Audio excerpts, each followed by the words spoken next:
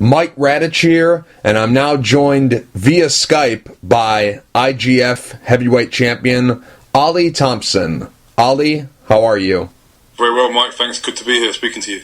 Oli, you claimed the IGF Heavyweight Title when you defeated Fernando Rodriguez Jr. by first-round TKO due to strikes back on New Year's Eve at Anoki Bombay Yi 2015. How pleased were you with your performance in the fight? Well, I was just very satisfied to get the finish the way it was. To be honest, it was a very short fight. There wasn't too much to happen as far as I didn't do much offensively up to the point where I finished the fight. Fernando starts fast and is very aggressive. So I didn't plan to fight him at his own game.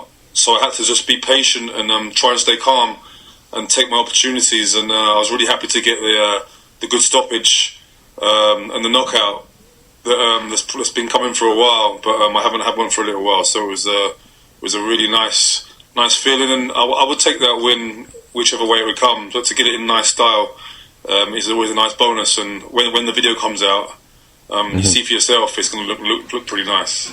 Now, I know you just touched on it a little bit. You said that the game plan wasn't exactly to beat him at his own game, but what exactly was the game plan going into the fight, and what of it did you execute?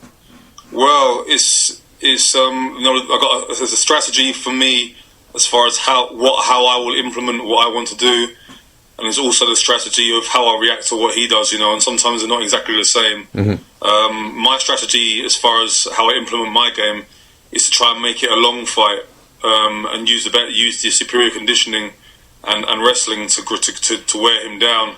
He's very excitable and very nervy and very pumped up, and that doesn't bode well for a long fight. So, I was quite happy to take it into the long fight, but I also wanted to be reactive and respond. When these big knockout punches that are aggressive, when they come forward, they sacrifice a lot of balance and a lot of stability to try and search out that big finish. And if you're reactive enough, it can leave them very vulnerable as well. You had a very difficult road to the finals. If you look at your side of the bracket, you had to go through two very tough opponents. In the first round, you fought against Ikoisa Minowa, aka Minowa Man, and then in the second round, you fought against Chris Barnett. Two very, very tough fighters. You look at Minowa Man, there's nobody that he can't submit. He's fought guys who are 150 pounds heavier than him, and he's submitted them. Then you have Chris Barnett, very talented guy. He probably weighs, I'd say, 90 pounds more than you, and the guy moves like he's a welterweight. He's very, very deceptive in his movement and how fast he is. So those are two very, very difficult opponents. And you look at the other side of the bracket, yeah, there's some talented guys, but you definitely had the tougher road to the final. So how satisfying was it for you to win this tournament? It's an amazing feeling. It really capped off a strong year for me that I really needed. The tournament was pretty tough throughout in different ways. I'm a big fan of both the guys I fought in the first two rounds. On a side note, Minowa Man and Chris. They're very entertaining guys. As a fan, I enjoy both of them guys in different ways. The interesting thing is that when the offer came in for the fight with Minowa Man for the first round of the tournament, I'd taken some time out. I'd taken actually a few months out for the first time since I started fighting. I hadn't really trained. I was out of shape, and I had 2 weeks for this fight.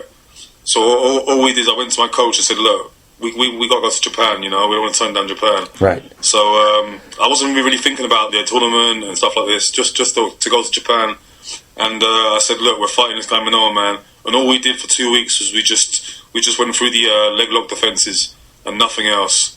So I wasn't in shape to do anything else, and we just went out there and just grinded it out, and it was pretty simple as long as you focus on the right things, And then obviously we got to the next round, and then we realised, this is a tournament. We're going to come out again and fighting Chris. And Chris was a guy who's on a roll and winning lots of fights against some credible opponents as well, and a very awkward guy to train for. You can't find sparring partners that resemble Chris.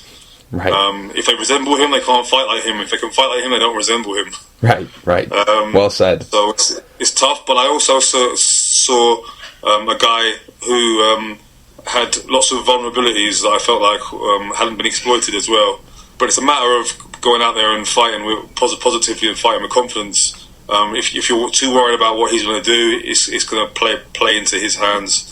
So we went and fought a very smart, disciplined fight against Chris as well, and he didn't really give me any hassle with respect to him on the night, and it was quite a clean win.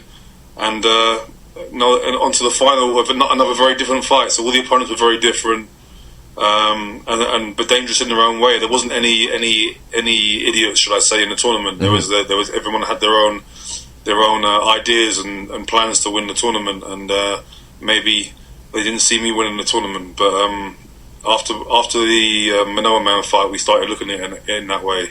During the tournament, who gave you your toughest fight? I mean, it's difficult. I didn't have many tough times in the tournament. And I don't mean that disrespectfully. I mean just that's how it played out. Mm-hmm. I guess the toughest fight was Chris in a way, but at the same time, Fernando came out to give me hell. And as much as he didn't go on for very long, his intentions were bad, and it was quite hard to deal. I mean, the video will show it's quite hard to deal with. A big and strong guy who just comes out hunting for you. I can't really answer the question too easily, you know. For example, Manoa Man kept on trying to grab my ankle, and it's quite a scary prospect in itself. Right. For that moment, you know. Now, obviously, I haven't seen the video of the fights, but I have seen pictures of the fight, and I'm very curious in knowing how big is the ring that you were fighting in, because it looks very, very small. Is it as small as it looks, or is it actually bigger? Yeah, I'm not sure of the measurement, but it is a small ring. It's not. You can't run and hide in that ring, you know. Yeah. We train in a cage that's very, very small as well. Mm-hmm. But you know, I've had professional boxing fights, and the full size ring's a lot bigger than the ring out there.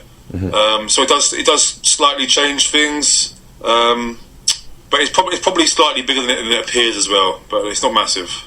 Obviously, this was an 8-man tournament designed to fill the vacant IGF Heavyweight Championship. The belt was vacated by Mirko Cro Cop when he signed with the UFC. So they decided to put on an 8-man tournament and fill the void left by Cro Cop. What exactly was the prize for winning this tournament? Was it just the IGF heavyweight belt? Was there a second belt, a Grand Prix belt, and the IGF championship belt? Did you get a trophy? Did you get a plaque? Did you get some prize money? What exactly was the prize for winning this tournament? Well, I got to walk around the belt for a few hours before I gave it back. Unfortunately, the belt is worth about 10k, and I don't think they trust me to take it home, and rightfully so. Right. I may well have kept it. But they said I may get a replica. We'll see. If I do, that would be great, because it's a great looking belt. Probably the best looking belt I've seen. I've got a little glass trophy here that's got written on it winner and my name and stuff, which is nice. You know, titles and belts are lovely to wear, but really what they represent is the bigger picture. So being the champion there on an international show, I'm not sure if another British heavyweight has won a title on a foreign show before. I don't want to say they haven't, but I'm not aware of it. So it's nice to do that. The check is a lot nicer when you win. Mm-hmm. So that's why I'm smiling more today, probably. Mm-hmm. Not back to work yet. Mm-hmm. So it's a little trophy, a belt that I had to give back, but that's fine. That's normal. And the money isn't why I do this, but the money is why I can do this. Did they let you keep the big check? No, it wasn't actually a big check. It was a big number. Oh, what a letdown! Yeah. I know. I wish. I want one of them big checks. Yeah. I'm not sure what you do with it, but I'd like to find out. I'd be interested to find out. Yeah, King Mo fought the same day you did, and he got a big check. So, I know. I'm jealous. Yeah. I think his check had a bigger number as well than mine. Yeah. But he fought hard for his. I'll give him that. Yeah, and he had to fight 2 times in a night and 3 times in a weekend. Yeah, I fought 3 times in a night one time before, but I know it's no joke. Mm-hmm. That leads me to my next question. What do you like better, format-wise? Do you like 3 times in a night, or do you like how this tournament was formatted where you fight 3 fights over the course of X amount of months? What one do you like better? I mean, when I fought 3 times in one night before, one of the things I'll say about it is, after the first fight, you don't really get tired anymore, you don't really hurt anymore, because your body's kind of naturally defends itself moving forward. I think the Rizin tournament sounded horrible because you had a 2-day gap. I think that's worse. Your body's just going to not appreciate going again so soon after. So I think, the way this tournament was gave me plenty of time to strategize and to plan for certain people. So I guess it's easier on the body. But having said that, I personally probably feel like I quite like a one-night tournament because it sorts the men from the boys, so to speak. And I quite enjoy them odds, I quite enjoy seeing my opponents tested to see if they want this as bad as I do, because sometimes, quite often, they don't. How do you like fighting in Japan? Oh, I love it. Amazing fighting in Japan. I never really thought about will I do this, and to be honest, I'm quite new to I'm quite new as far as to the MMA scene. I wasn't like I can't say I was a long time fan, because I didn't really know too much about it until I got involved in it. So I wasn't really historically aware of the Pride days and stuff like this too much. Obviously, since I got into it, I'm a big fan now, and I've kind of learned about these things, but I'm still learning now. And going to Japan was a great experience, and I'm very keen and interested in history and stuff like this, which is always nice to get around and see different parts of the world and historically visit some monuments and stuff as much as I can. And I didn't get as much chance as I'd like to, but when I get a day off, I certainly try and take advantage of it. How did you celebrate the victory? How did you celebrate the tournament victory? The last 2 times we've been out there, or not New Year's Eve, we've gone out and just gone to the local place and gone to some bars and done the normal standard, drink too much and everything like that. This time, one of my coaches was flying out very early the next day. He'd flown from Dubai to England to Japan and then back again in a space of a few days. So we didn't get to go out and really go crazy as some fighters probably would be expected to do. Right. Right.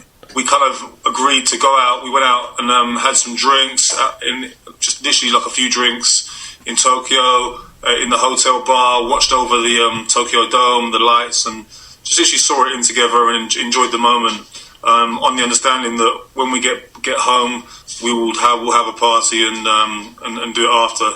Sometimes, especially when you're like main event, sometimes you're pushed for time and you end up rushing things. So we just took it easy, to be honest. It's not a very exciting story, but we took it easy. Maybe we're getting old. You went 5-0 in 2015. Does it pretty much go without saying this is the best year of your fighting career? Yeah, I guess so. Certainly on paper and on opponents. If you look at my opponent, without sort of breaking down different names, my opponents got a lot of credibility to them on their records and the numbers on their records through the last year. So it's a great year, and coming off of 2014, which was competitively a very bad year for me, it's nice to see the back of that and to turn it around and to show people that I wasn't finished and done with, and I got a lot more to do. It's still been on this journey and learning from scratch when I started, and I'm really satisfied to be showing people what I knew I should be. I had some ups and downs, basically relating to, just being in a positive mindset, maybe away from the sport, and how that carries over to how we train and how we compete. And 2014 was one to forget, and my little stint in the UFC was certainly a time to forget. But I know there's guys at that level that I can beat, and it's nice to be in a mindset where I'm imposing myself in my fights and being the person I'm supposed to be. Mm-hmm. You went 0-3 in 2014. How were you able to turn it around? Because obviously you're looking better than ever now. You just grabbed a belt. You won 5 fights in a row. You like you just mentioned, fought some very, very tough competition in this year. What's been your secret to success, and how have you been able to turn this around? Well, I mean, without going too much into 2014, there's several different reasons for how things panned out. You know, sometimes luck breeds luck, and bad luck breeds bad luck, and the mindset takes over, and it kind of takes you from one fight to the next. So, and in the same way this year, positivity breeds more positivity, and you kind of take that and it kind of keeps on running.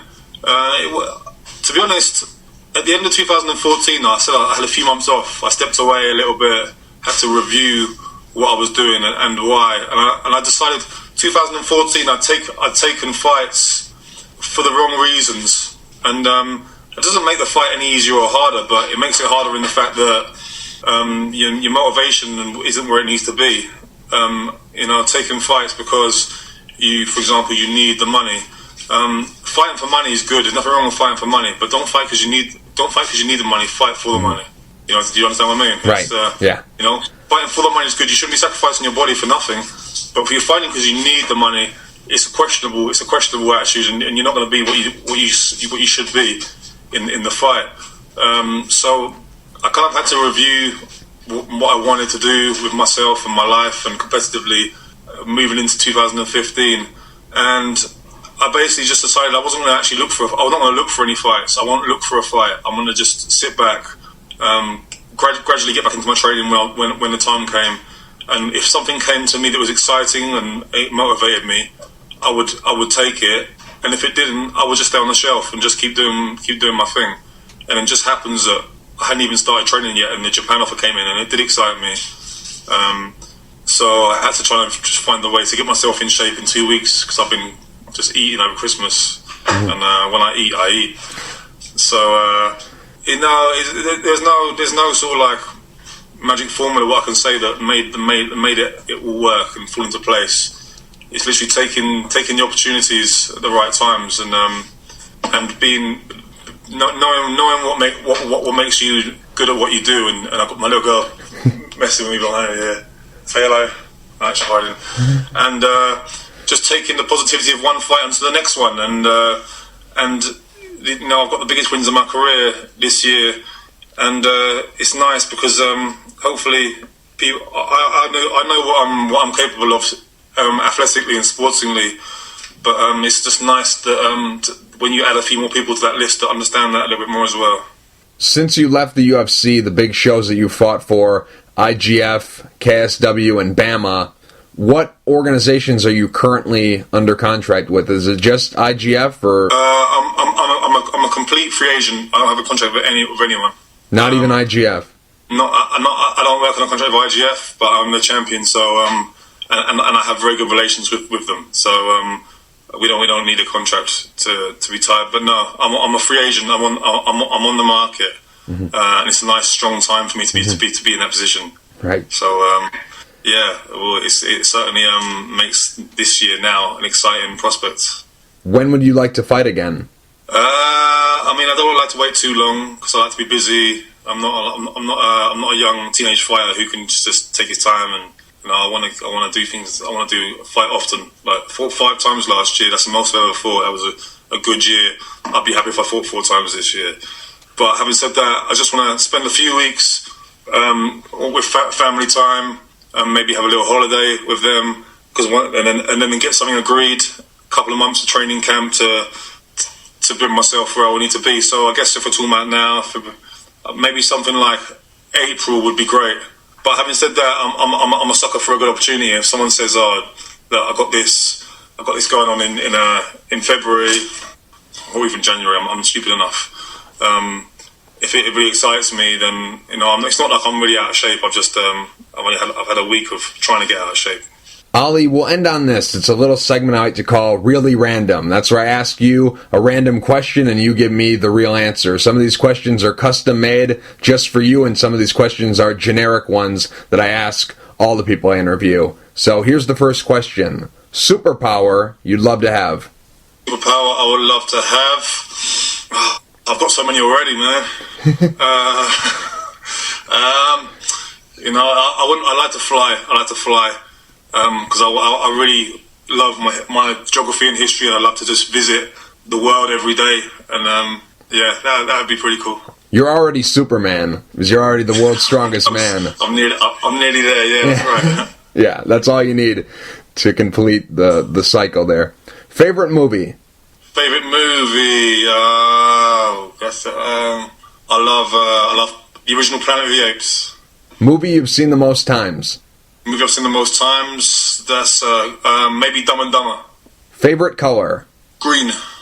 Favorite guilty pleasure? Chocolate. What's your goal for 2016? Are you trying to get back into the UFC? Are you interested in going to Bellator? Are you just going to try to defend the IGF belt and maybe pick up some belts on some regional shows that are outside the UFC, those mid-major shows like the ones that you've been fighting for as of late, KSW, Bama, those kind of shows? You know, what exactly are you hoping to do with your career in 2016? I mean, I've got a few goals that don't necessarily all go together. I'd like to defend my IGF belt, to win the KSW belt.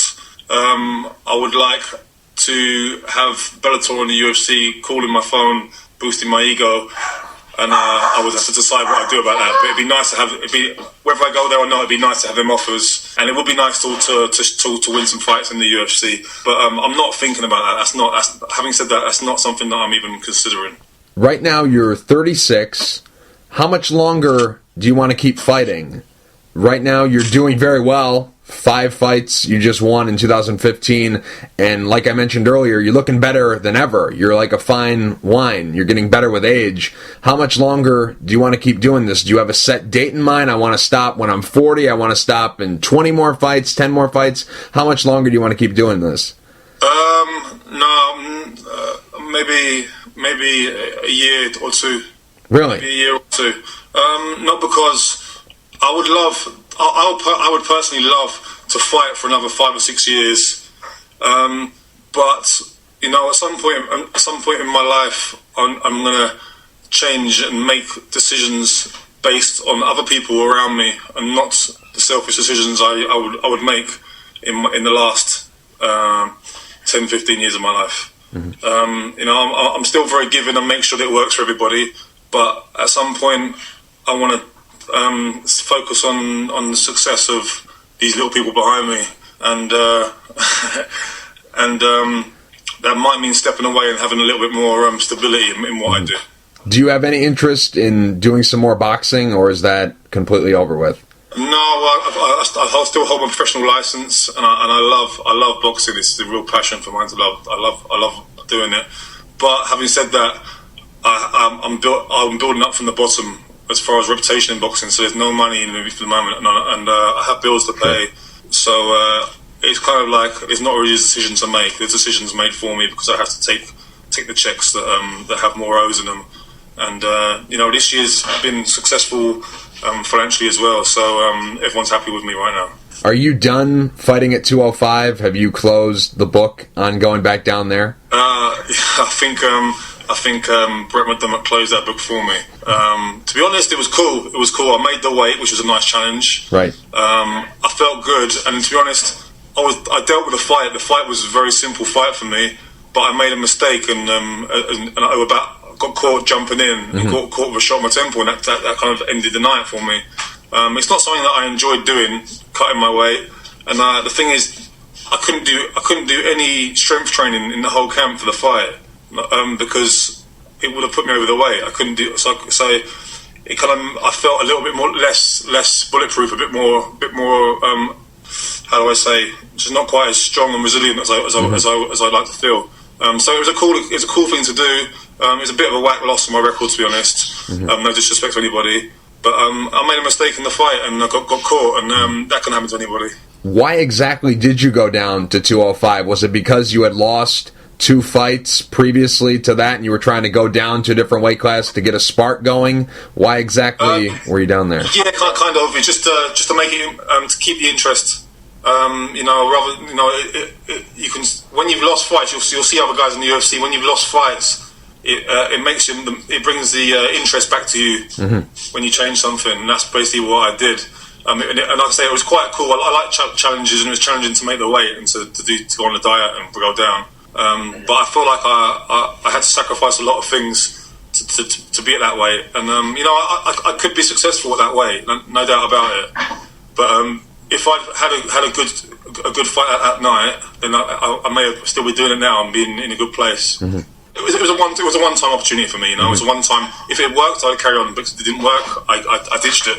How on earth did you ever make 205? Because you're really ripped. You don't really look like you have a lot to lose. How exactly did you make the weight? I just had to not touch any weights, even in conditioning, no weights at all, and just eat turkey and asparagus every day, and somehow I made the weight with a bit of sauna in at the end. It probably wasn't too healthy, but I felt okay. But like I say, it's not something I want to do again. I don't think something. I probably weighed 205 when I was 14. Mm-hmm. I don't want to weigh that again. You're 17-8 as a pro mixed martial artist. You have 7 wins by knockout and 6 wins by submission. What do you like better, winning by knockout or winning by submission? I mean, they're both great, but I think I love the knockout. Do you have any pre-fight rituals or superstitions? Not so much rituals or superstitions. My first fights, I didn't really know what mindset to take for a fight in the ring.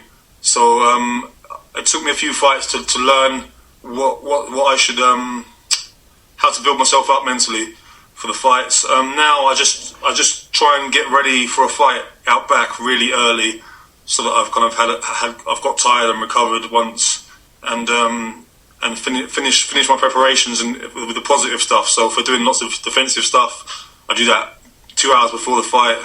So the last hour before the fight is all how I'm going to win the fight, not how I'm going to stop the loss. Do you have any post-fight rituals? I normally will just, I'm just lots of laughing and joking. You feel when it's the best feeling in the world, and you just want it to last forever. You can just walk around and just enjoy the world all of a sudden. It's just a happy place to be. So no rituals, but I just basically let my family know that I'm okay, and my nose isn't any worse than what it is already, and just go out and enjoy the night, and maybe drink a few vodkas. What's your favorite food? I gotta say fillet steak. What's your least favorite food? I don't eat fish, so no sushi for me. Favorite restaurant? Favorite restaurant? I like the American diners in England. What are your hobbies outside of fighting? Well, I'm other than being a dedicated parent, I like sports. There's a lot of sports I like to do but don't really do. Just through time. I like to go to the gym. I'm a wannabe golfer, but I don't actually play golf. I want to play golf. I don't have the 6 hours a day, whatever you need to play it.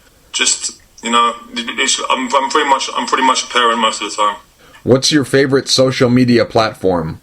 I'm just gradually this year been getting into the Instagram. It's a bit more simple than the others.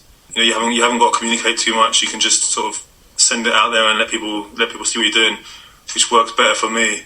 I'm not a big fan of it all, but I try and use it to keep people up to date with what I'm doing, because there's a lot of people out there that support you and want you to do well, and there's another lot of people that want you to do badly and they want to know what you're doing as well. So, website you visit most often?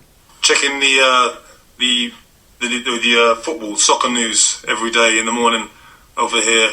That's my little pleasure, is just following the soccer. And I say soccer for you, obviously football over here, but sure, right. I don't actually get to watch any matches because I'm watching kids' TV most of the time, but I still like to pretend I know what I'm talking about.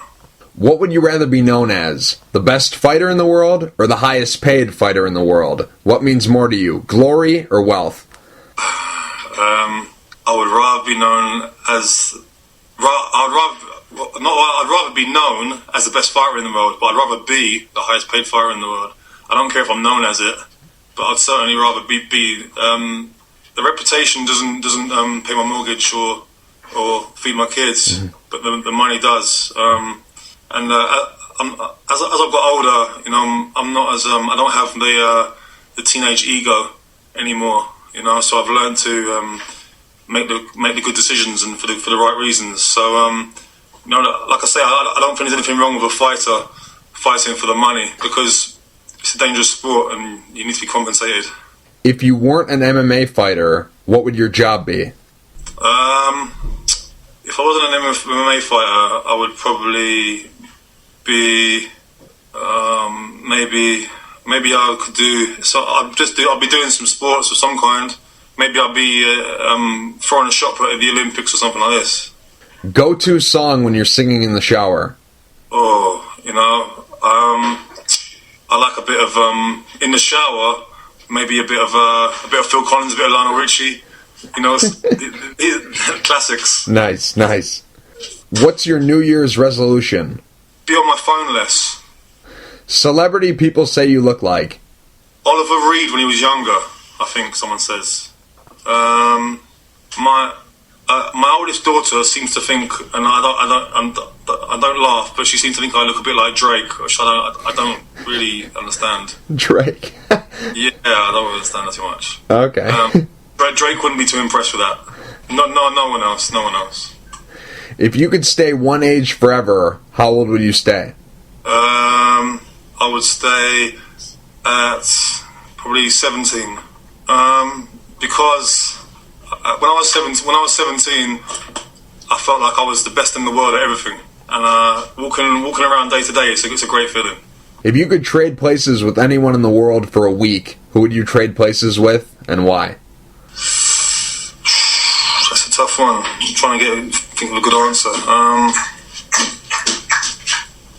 I would like to maybe just experience someone who hasn't got the limitations of financially, and someone who's got access to more exciting stuff. I like to be someone who lives somewhere exotic, lots of animals, lots of wildlife, and no financial limitations. So there's maybe some kind of movie star. I'm not really that interested in the whole sort of ego side of it, but more just the ability to do what they do and don't have the reins as tight as they have to be for us day to day. Favorite band and or solo artist? Favorite band? I'm still stuck in the 90s musically. I was in the sort of like hip hop generation, and I don't know any artists now. I just still don't have the same ones. My favorite album ever, Dr. Dre The Chronic, was massive for me. That played it over and over for about 10 years. Favorite artist, probably Tupac. Got a lot of play for me. It still does now. As far as group, my first two albums I ever owned was NWA Straight Outta Compton, when I was about 8 years old, so quite inappropriate for me, but a good album. And an artist called Big Daddy Kane, Long Live the Kane. And them two albums still get played now, so that's they stood the test of time. What's your pet peeve? I shared something on Facebook actually earlier on today. It's about people that the headline for the article I shared was it's a song along the lines of no, you're not sorry you're late by 5 minutes again and again and again. You're just selfish and don't give a crap about my time. You get the people that like, oh, so and so's late again. Oh, don't worry, that's just what he's like, and that's just it's not what you like. It's a choice. Right. I hate that constant like 20 minutes late again, 20 minutes late again. Well, I'm sitting there waiting for 20 minutes, so that's quite. I don't know. What do you think? That's a good pet peeve. That would drive me nuts. Yeah. I gotta agree with you on that one.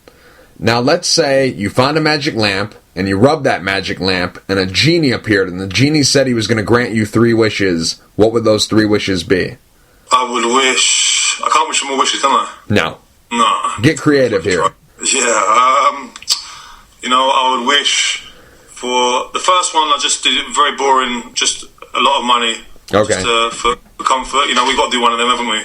The second one I would wish for would be that we could live in a country, in a nice country, a big house, a nice country, maybe with a zoo and lots of animals and wildlife.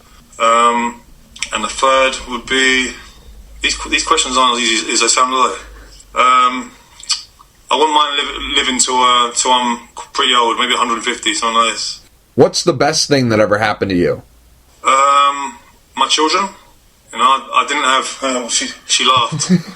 I don't tell her that, but before I had my girls, I wasn't anywhere near as focused on planning and strategy for life and stuff. So it definitely gave me a reason to focus and do things the right way. What are their names and how old are they? I've got 4 girls. The oldest is 16. Her name's Asia. Then a 15-year-old Leeds. Then we've got Ruby, who's 9, and Demi, who's 4. Just 4 girls? Those are your only kids? Yeah, 4 girls. 4 girls. Yeah, 4 girls. That's enough for anybody. Yeah. What's the worst thing that ever happened to you? I'm gonna try and think of something humorous. That's better. Okay. Last year, we had 2 dogs. Last year, 2 girls, and last year they randomly decided to start fighting, and they were trying to kill each other.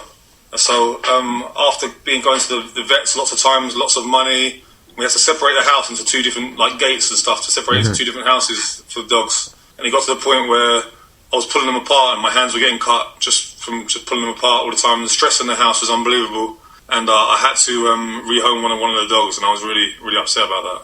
I felt very guilty. I still do now, but it was untenable, and they were trying to kill each other. So yeah, that's not something I'm very proud of or happy about. But you have to make decisions for the greater good. You're depressing me over here.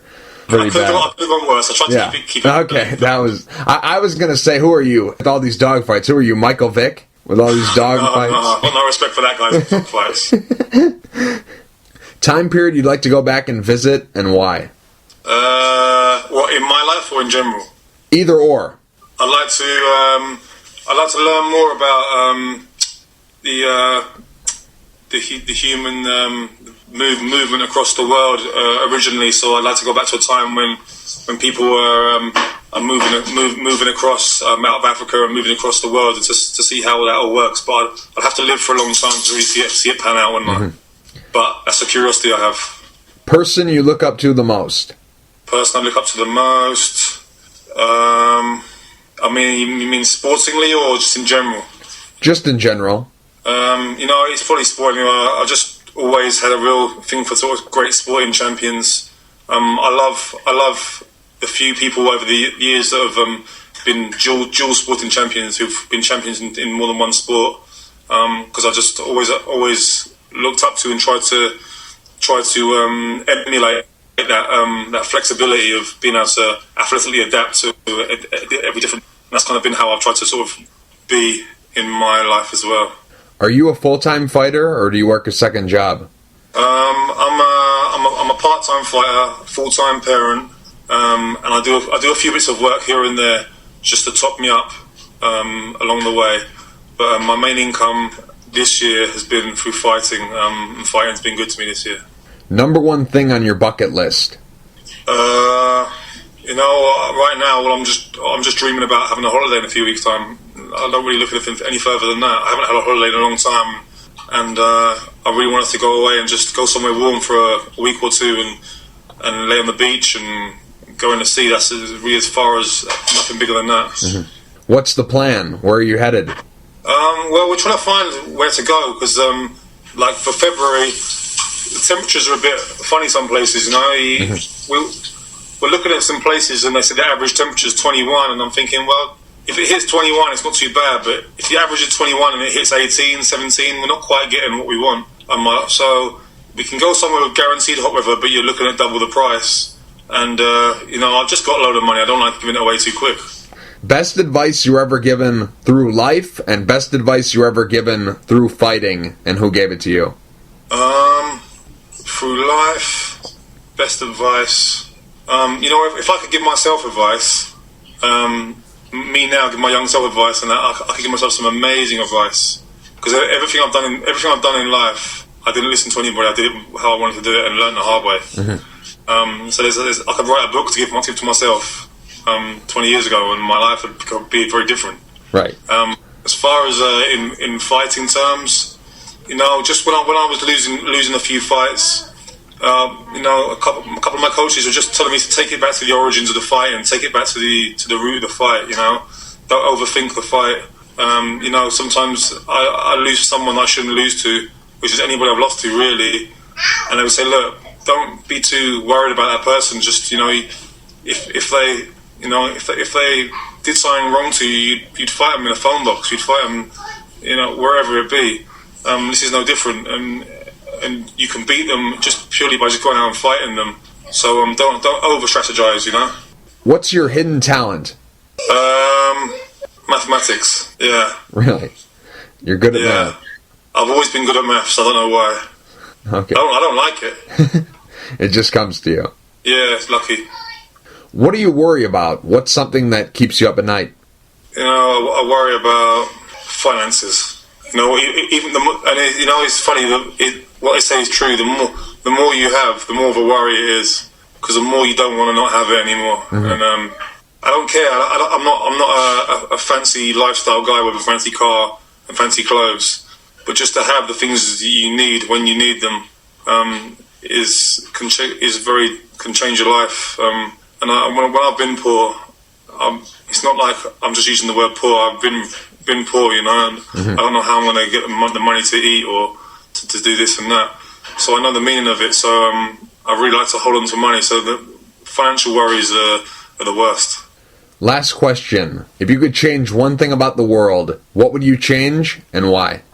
Oh man, I know it's a bit of a cliche, but I would just like it if people.